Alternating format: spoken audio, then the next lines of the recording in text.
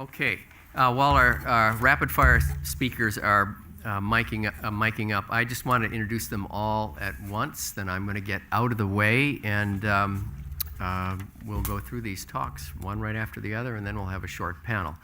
Our first speaker is going to be Sally Kiefer. She's with Wisconsin Department of Natural Resources, talking about climate adaptation in Wisconsin communities. Our second speaker is Professor Richard Keller with Medical History and Bioethics, and he's going to talk, well, it's a long title, about disasters, it looks like, okay? And framing resilience for 21st century. That'll be interesting. Our third speaker is Michael Mukha, and If I'm loud, just signal me. Michael, I have to ask about whether he's going to speak in my webinar on next week, Tuesday. And then the last person, last but not least, is Professor Middlecamp, who's in environmental studies, going to talk to you about the secret life of knives, forks, and spoons at Union South. Good. Without any further ado, Sally, you're on. Time's running.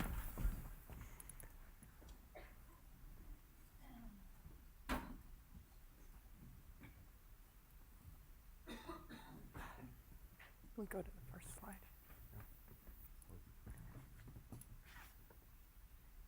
There we go. Great. Thank you. Today I'm going to talk about some very specific climate adaptation actions that we've been talking to communities about around Wisconsin over the past several years. I'll go into some level of detail, so I hope I'm not talking too fast or putting too much into it in terms of takeaway messages. First, I wanted to briefly review the trends that Dan talked about. We'll see an increasing temperature over time, heat events with multiple days greater than 90 degrees, warmer winters, more freeze-thaw cycles, and larger intense rainstorms, which is where I'd like to start when I talk about impacts and strategies for adapting. When we talk about large rainstorms, we have a lot more stormwater runoff to manage in urban areas. And one of the things that we like to talk to communities about is using green infrastructure, which is a suite of practices that helps reduce impervious surfaces and increase infiltration. There's many types of green infrastructure practices available to communities, and they really are starting to take center stage over gray infrastructure in terms of removing a lot of excess runoff that storm sewer systems can't handle under these climatic size rain events. Permeable pavers are starting to be one of the most important practices that we can implement in high-density urban areas because they fit so well into the urban form, either in residential parking lanes and parking lots. And in the case of this parking lot, they've incorporated bioretention as well to drain not only itself, but could be upstream commercial as well. Lead building practices and neighborhood design make sure that, or bring in greater green infrastructure into the urban environment. They're also enhance urban wildlife, enhance air quality. Changing direction a little bit, I want to talk about extreme events and what communities need to do. Communities have got to figure out where their cooling and evacuation centers will be located, because with the ability to predict weather 1 to 3 days ahead of time, we need to allow vulnerable populations to get to these shelters. Communities need to make sure the public understands the protocols, what the hours of operation are, will there be food and water served, will there be cots, are the people expected to go home at night or stay over? Having those protocols clarified for the public, make sure there's not a lot of confusion when these extreme events occur. Over the past several years, WICI and DNR have coordinated to conduct workshops with communities around the state to really drill down to their concerns over their greatest vulnerabilities to climate impacts and their highest priorities for climate adaptation.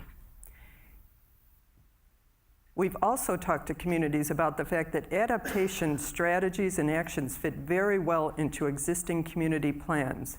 You can go under any section of any of these plans and easily incorporate more enhanced practices. And then communities are more likely to budget for those adaptation actions and actually implement them. Another very important plan for communities is a waste and material recycling plan under extreme events.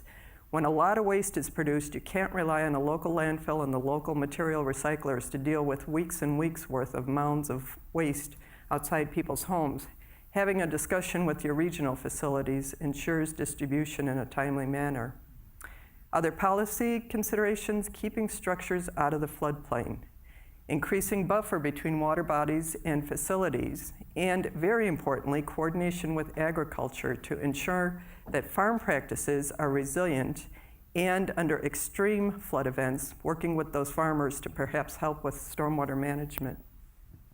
We've had the good fortune to go into more detail on a climate adaptation work effort with the City of La Crosse, where not only did city and county officials show up, but a couple local or federal agents and the MPO. And they prioritized their adaptation needs. And I just want to point out, they certainly have an increase in urban flooding throughout, but on the south side of the marsh, there's new urban flooding and sewage backup in high-density urban and commercial neighborhoods. And thus, the Johnson Street Basin Green Infrastructure Study was born. It's a 770-acre basin that's very high density. Once again, the city outlined the storm sewer nodes. We had little storm sewer sheds for which to model a climatic-sized event. And here's what the city was concerned about. Only in pictures, it's reflecting back to them what they're experiencing. As they talk about sewage coming into basements, flooded homes, they've actually had condemned homes, because this represents 3 weeks of standing water at a possible flood depth of up to 9 inches, where traffic is rerouted and things really slow down. By conceptually applying permeable pavement throughout many of the residential parking lanes and in some of the commercial parking lots, and then applying the climate-sized rain event, which, by the way, was about 2.86 inches over a 2-hour period of time, is what we worked out with the consultant running this study, we see that storm impact significantly reduced to more of an inconvenience, a couple inches of standing water over a day and a half, which really changes the game for the engineering department up there. Engineering has bought green infrastructure into its protocol for future management of stormwater. We were also provided with this efficiency curve that says that if we apply 75% permeable pavement throughout that 770 acres, we will maximize the reduction in flood water after a climatic-sized event. In summary, adapting to climate change is possible, community understanding is key, and it's going to take all of us helping communities to understand what the impacts are and what they can do then to move forward with adaptation. I'm happy to talk to you about any of this in further detail. If you'd like to get in touch with me, that's my email. Thank you.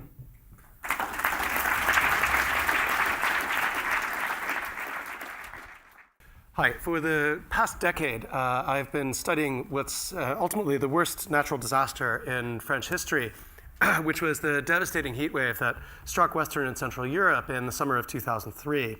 And by current estimates, there were about 70,000 excess deaths associated with that disaster, about 15,000 in France and about 1,000 in Paris alone. It's about 2.5 times the normal mortality rate in Paris. And you can see that there's a peak. This is a graph that basically plots high and low temperatures from August 1st through 20th, 2003, with daily excess mortality. So you can see that that reached a peak of about 2,200 excess deaths on August 12th. What the questions I've been focusing on haven't so much been about climate. They've been really about who died in the course of the disaster. And vulnerability was dramatically different depending on who you were and where you were. And the really critical disparities there were in sex, in age, in location, and in socioeconomic status. And not one of these factors alone explains mortality, but really it's only when we combine them that we can explain why so many people died from specific groups, what sorts of factors basically structured people for mortality risk. So what I want to focus on is basically the social rather than the natural basis of the disaster in order to try to extrapolate from this and think about how we can adapt to a changing climate in Wisconsin. And I will remind people that there were 100 who died in a heat wave in Milwaukee in the summer of 1995. So this is something that can certainly hit close to home. I'll talk very quickly about age and sex disparities. Those who died tended to be those over 75 years old. They tended to be, if you can see the curve, the red curve indicates women over age 75 who died. And here we see men over age 75 who died. So there's a far higher mortality rate for those who are very elderly. Now, this is explained typically through a series of biomedical and physiological explanations, which suggest that as we age, we have poorer thermoregulation. That is, we don't dissipate heat. We don't perceive thirst as quickly, so we tend to have higher risk for dehydration. And so those in the highest risk groups are those who are either nearing the end of life or those who have psychiatric or neurological conditions and take specific drugs that create these effects as well. But I would also argue that there are strong social explanations for why these groups are at particular risk, including the social and political marginalization of the elderly since the early 20th century, and in particular the devaluation and dehumanization of the elderly and the collapse of social networks among the elderly. I also want to look very quickly at geographic disparities in mortality. I don't expect you to see all of this data, but I do want to point out that the highest death rates were concentrated in a region called the Île-de-France, which is basically Paris and its peri-urban region, which had a full third of mortality associated with the disaster. So this is an urban rather than a rural or suburban phenomenon. And I'll just skip over these couple of maps in the interest of time. This is typically explained by reference to something that came up in the first talk today in this session, the urban heat island effect, whereby temperatures tend to be much, much higher, as many as 10 degrees, even 15 degrees Fahrenheit higher in urban centers than they are in suburban or rural regions. That has to do with the preponderance of heat absorbing, heat reflecting surfaces and heat producing facilities like buildings and cars and so on. Now, if we look in the city itself, though, mortality isn't necessarily concentrated in those regions that have that are marked by an urban heat island effect. The highest mortality is indeed in what's called the 15th arrondissement, which is a region, I don't know if I have a pointer, yeah, right here, which actually looks very much like this. So it's a sort of textbook example of the urban heat island effect. And actually one of the lower mortality levels, it was concentrated here, right across the river, in an adjacent neighborhood in the 16th arrondissement. Why am I talking about this? Well, one of the things I want to point out is that it's not just the urban heat island effect, but there are social factors at play as well. When this neighborhood was built in the 1970s, 90% of the cafes and bakeries in this neighborhood were destroyed. They were razed, and they were replaced by just a handful. And if you know anything about life in a city like Paris, you know that cafes and bakeries are critical hubs of social networks. This neighborhood is relatively untouched since the 19th century. Yes, there is some new building, but its social fabric has largely stayed in place because those critical hubs are there. And I want to close with a little inadvertent ethnographic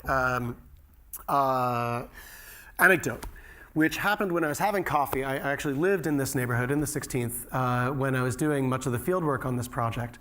And this is a cafe that was in my building. And one of the things I saw one day when getting my morning coffee before setting out into the field was a man, an elderly man, probably 70, 75 years old, who walked in with his dog. And he came into the bar and he leaned, and he handed something to the bartender. And he leaned over the bar backward, and the bartender put his eye drops in him. He helped him get his medicine. He got his glaucoma treatment, right? And what this told me was that that guy doesn't die during a heat wave. Number one, he has a dog, so he gets out 3 times a day to walk his dog. So he gets out of that stifling apartment out into the street. Number two, the bartender knows if he doesn't show up to get his medicine every day, so he will check on him.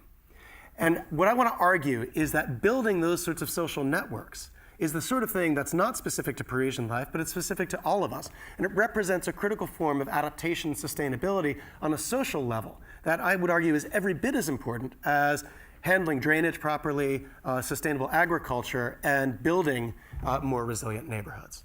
Thanks very much.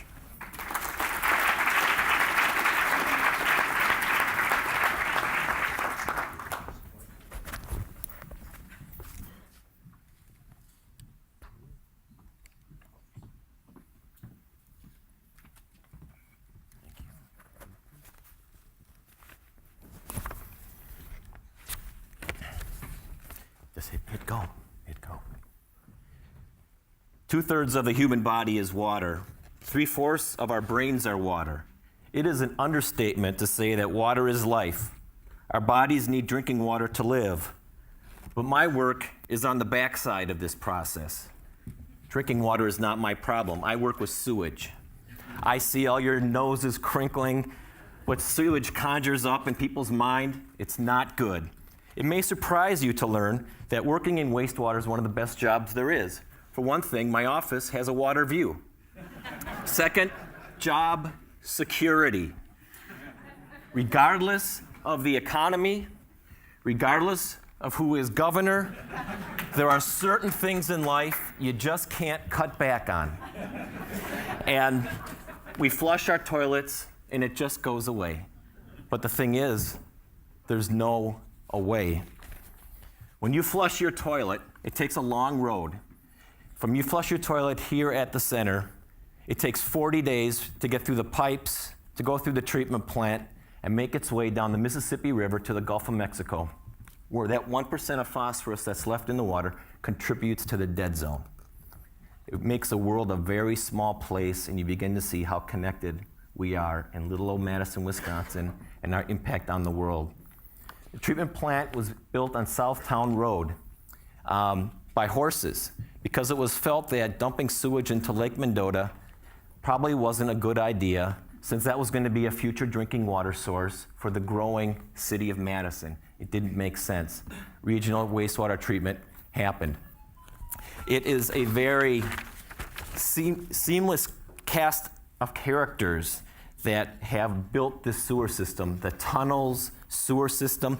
The first chief engineer was Herbert O. Lord, who has been known to say, "The Lord has spoken." Today, it's still a dirty job, but these employees are operators and scientists who operate less through muscle and more through technology to get the balance of organisms and things to work at the plant, because it is a biological process. The plant itself is a huge campus, 160 square acres, and delivers and treats 40 million gallons a day, which is the equivalent of filling Camp Randall Stadium halfway every day. Rebuilding this facility would be $1 billion with a B.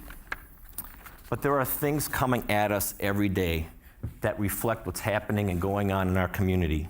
Drugs we put into our bodies come to our facility. The two compounds, highest compounds coming from Madison residents, are stress, anxiety medications, and high blood pressure. It's reflective of what's happening and we're seeing. But it's going to take people, because we want people to get this done, and we have to understand what we're doing. We have to see the future in our people to solve these tough problems, because building a bigger treatment plant will not solve the pharmaceutical problem. It's other things that we have to look at going upstream and outside the fence line.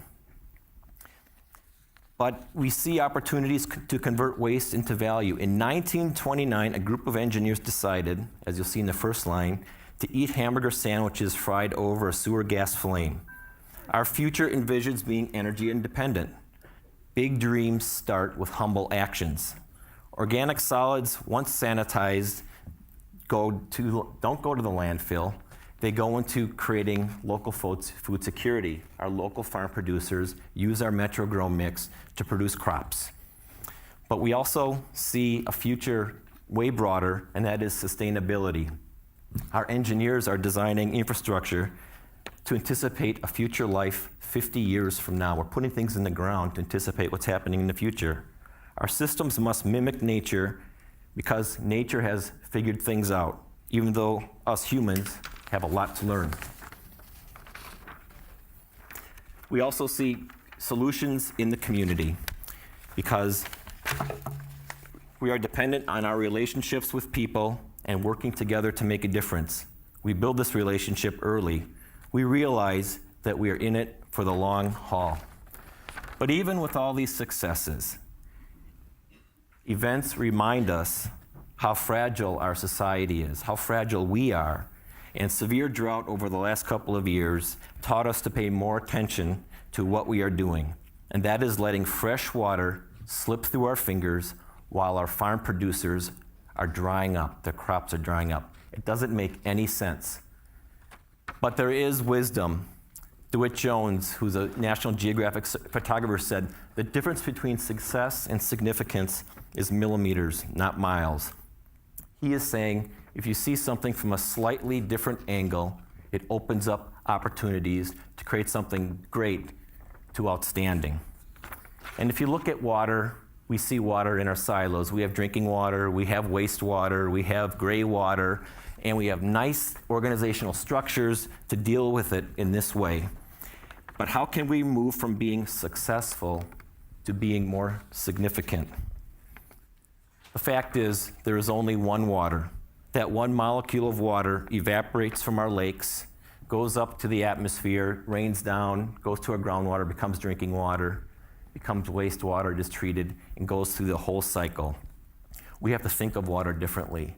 It's only one molecule of water that we're dealing with. If we see opportunity in wastewater, then we need to see ourselves as part of a whole community system to contemplate returning safe water back to the environment to be used again, to explore markets for recycled water, to moving from being invisible in our community to being invaluable. This will require us to respect every drop. I started out this talk by saying, being in the water business is not my problem. Well, I guess I was somewhat right. It is my opportunity, and that is why I have the best job in the world.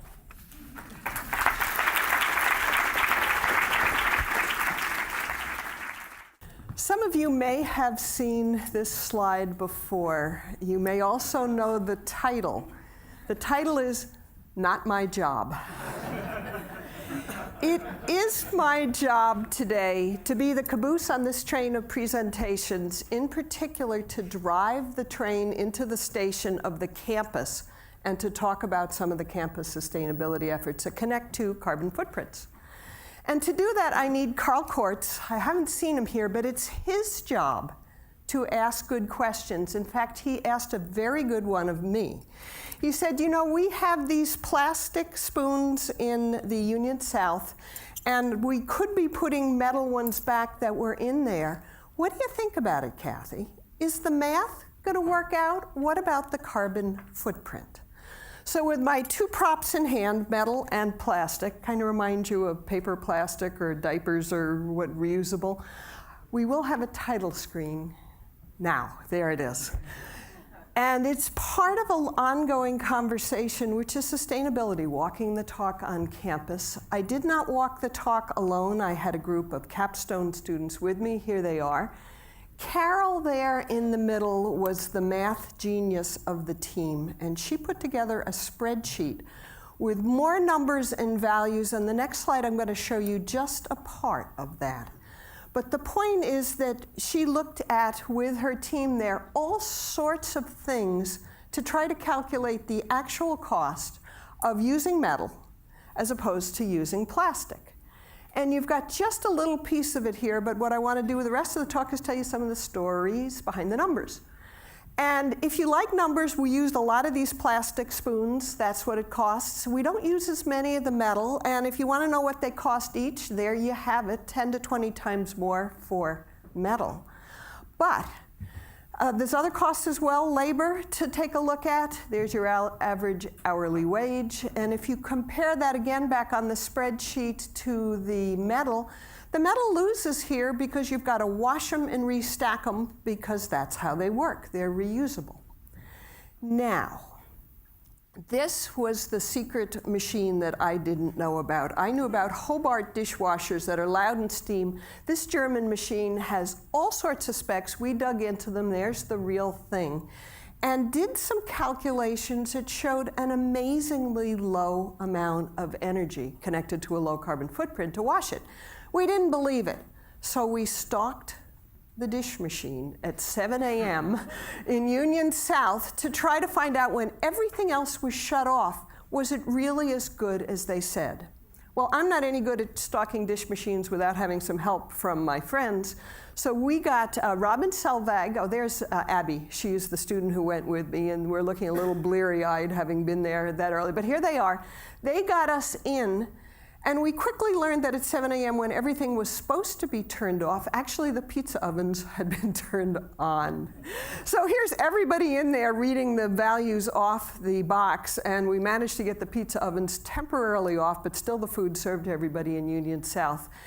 And again, fast forward, crunch all the numbers into the spreadsheet, and metal won by about $1,500 a year, which wasn't a surprise. However, there were a few surprises, and what I'd like to put up next is some of the other stories that went with the metal and plastic, and then I'm going to come back to the numbers. So there's distribution, getting it from China all the way to us. The carbon footprint of the plastic, one of the surprises, was how much higher it actually was. Again, taking joules and converting them to carbon. So, sign goes up in Union South. I'm not usually a fan of signs, but I thought this one was pretty good. And it made its point, except we forgot something. And the something that we forgot is known in the trade as attrition. These things in my hand walk away. This is from the res halls, but Union South is a little bit lower, but nonetheless it was attrition. So I got curious how they got attritted and went out on the secret life of knives, forks, and spoons to see what I could learn. We also, with the help of the campus sustainability interns, they may be in here if Aaron's here, he taught me a lot of things, including how to do a trash audit. And in one summer day in Union South, that's what we recovered from the trash bag. I also went to St. Vinny's and went through all their stuff to see how many I could find there as well. So, a theme that you've heard from many of the speakers, it's the social factor, it's the people factor that's at play. Carl was right, it's cheaper. But is it cheaper given the behavior of those who use the Wisconsin Union? Well, let me do three things in rapid succession. Again, credit the students. Could not have done this without the physical plant. They have ways of getting into places that ordinary people can't go. I'm going to put down my props. Actually, I need this one. And I want to take you back in time for the last slide here. I turned the timer off, so I have control. And this is an audio clip found by Katadosa, who was here somewhere. It's an alum from the 60s who first talks about the food at Gordon Commons, and then this is what he says.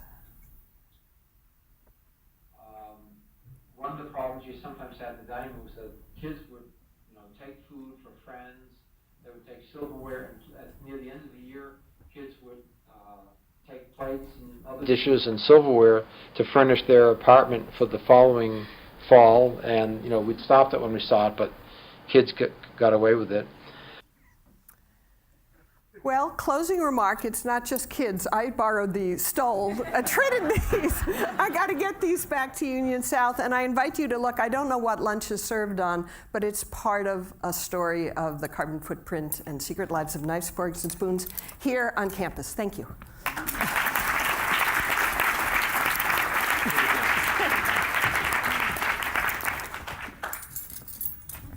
Keep my fork. Okay, I invite the panelists to the front, please.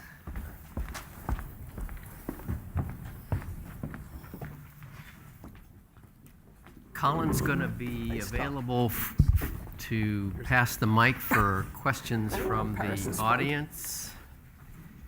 Nope. So Kathy, did you I get got the mic. Ha. did you get a metal detector or anything like that when you were over there? Here you go. That's okay. Just use this.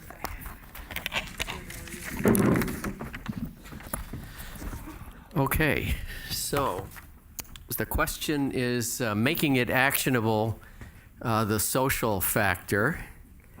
And, you know, you've all given these little different vignettes. Michael's, I know, active nationally with professional societies, and that's one way for people to make meaning and so on. But I guess I would like to kick it off before the audience starts off with, how do you make meaning with sustainability?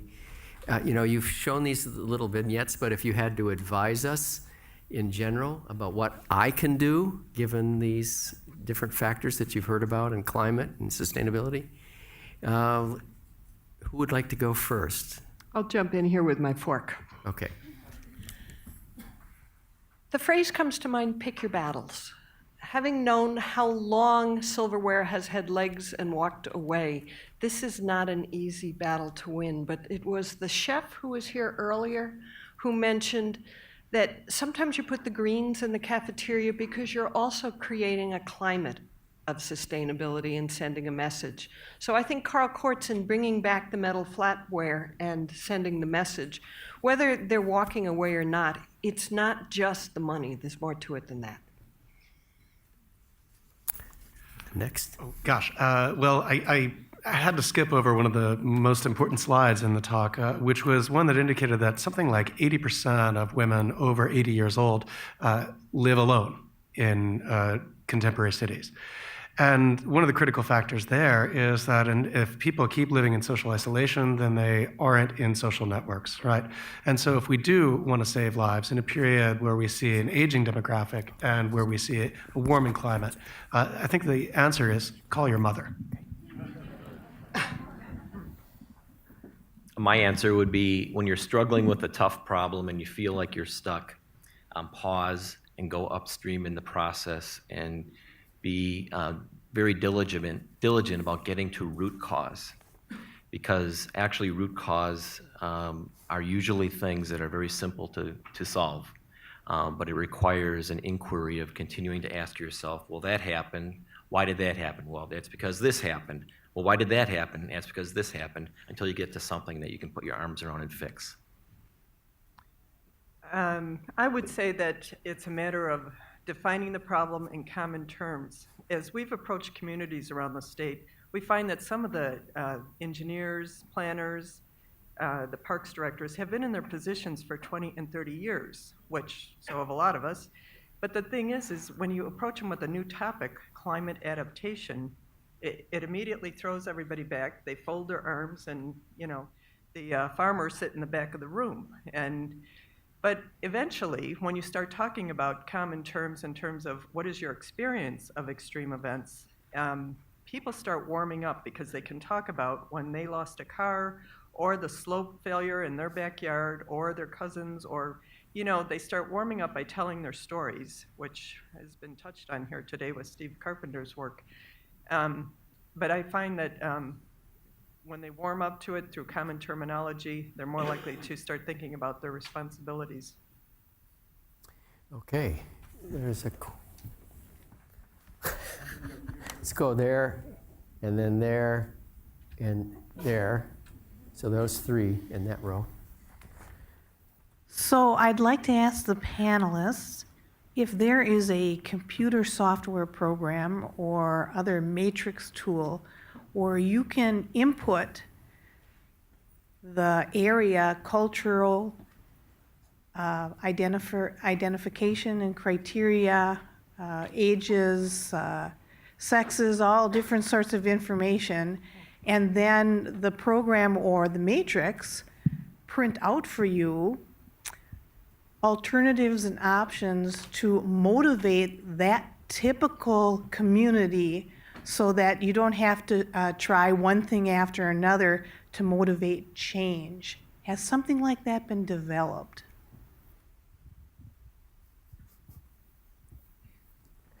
We all look at each other. I guess my easy solution is that a program like that will never fully address the human element. You know, if you're working with native populations, you have to spend time in the sweat lodge, understanding what their culture, what drives their needs, and what their hopes and dreams are. And that just takes time, and no analytical tool can replicate the human element. But I'm at a university, so some would probably disagree with me. Thank you all for presenting to us. Once Dave Edwards from DNR came to my class and was giving a lecture, and when a student ask him what is the most dangerous things to our environment, his answer was our attitudes. And how we are going to change the attitudes of students and our society towards some of these things. For example, plastic versus knives. How the result of your study is going to be communicated to students that choose one versus another one? Or do we have any plan to change those type of selections? I don't know of such a plan, but I do know it's on my radar screen.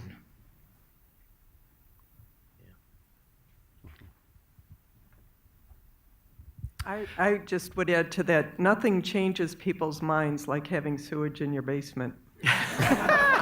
They are ready to go, and they are ready to talk remedies, and cost-effective remedies, which is why, you know, we've become greater advocates for the screen infrastructure mode. But unfortunately, to get in front of our issues of climate and or the need for sustainability, to be more effective at carbon mitigation, that's really the key, is, you know, getting out and talking to people about how it's a cost-effective strategy to take care of the problems before they happen. And if you can demonstrate that to people, they're more willing to listen. Money is the bottom line, right? I wanted to go back to the larger perspective that I think we need to take, and I think, Michael, you may have mentioned that there is no way, and sometimes we forget about that and looking at things locally. The university is going to hate to hear this example, but when you talked about the silverware issue, the students who take those are actually probably deferring the use of carbon somewhere else if they had to go out and buy plastic or whatever else. So in the larger perspective, while I don't want to advocate for theft, you know, there is really something to be said for... Except the ones that get thrown away. Yeah, no, the ones that get thrown away, obviously that's a bad practice, but for those that are being taken, that we do need to look beyond sometimes our localized systems that we have, and maybe you want to say more about that. Maybe with your student ID, everyone gets a set of silverware. That came up. And then they take it with them for all 4 years.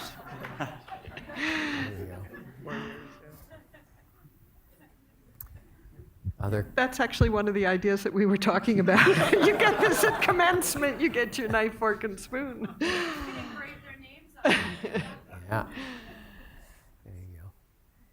Other questions? Yeah, my question is for both Sally and Michael. I'm interested to hear what kind of trends you're seeing and changes to plumbing codes around in Wisconsin and around the country regarding storm, you know, all the things we've talked that you guys have talked about, stormwater use for irrigation rather than potable water use, gray water reuse, these kind of things that have always been a challenge when you deal with plumbing codes, but now maybe that's changing. There are very few changes in plumbing codes as of yet, and who knows why.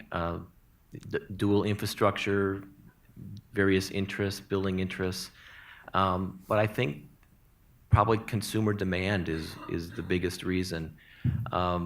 There is a plentiful supply of water in the United States. And there's absolutely no reason why you'd want to or have to conserve water. There is some changes in gray water codes around the Chicago area I heard about about a year ago. So that enables, so the plumbers and so on have kind of bought in, and it's part of the code, and that would enable, if you got the financing right, to do gray water processing. I do know about that. And I believe the UW River Falls has a pilot in one of their dormitories where they're using gray water to flush toilets, which is a nice example as a start. And, it comes down to how do we pilot these initiatives? And then bringing those stories of successful pilots to large audiences. Okay. Any other questions? Oh, there's one more there.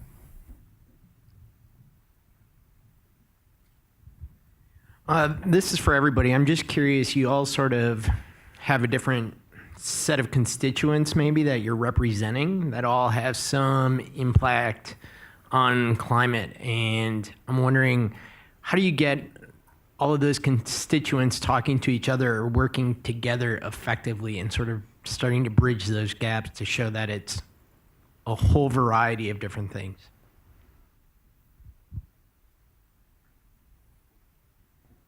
Well, I think we're really good at coming together around a common enemy, a common problem, or something that we want to create together that's something better in the community. So it always starts with vision.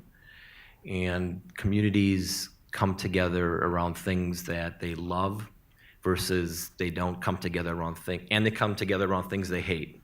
If you go to a city council meeting, they usually are there for things they hate. But the challenge, particularly in government, is changing the dynamic and creating things that people want and getting them to work towards that shared interest of getting there. And actually, it's really easy to get people to come together for a dog park or this in their community, something that's local that means something to them.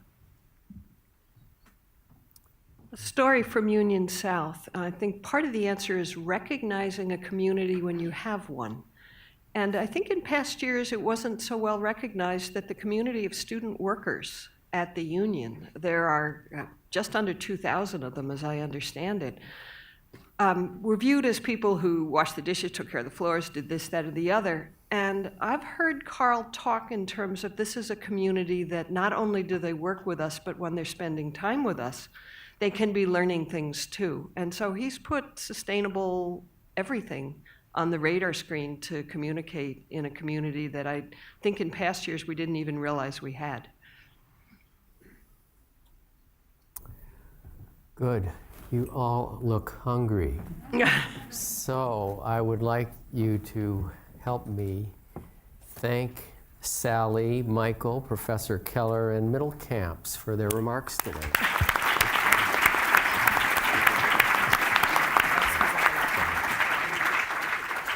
So that means it's time for everybody's favorite thing to do today.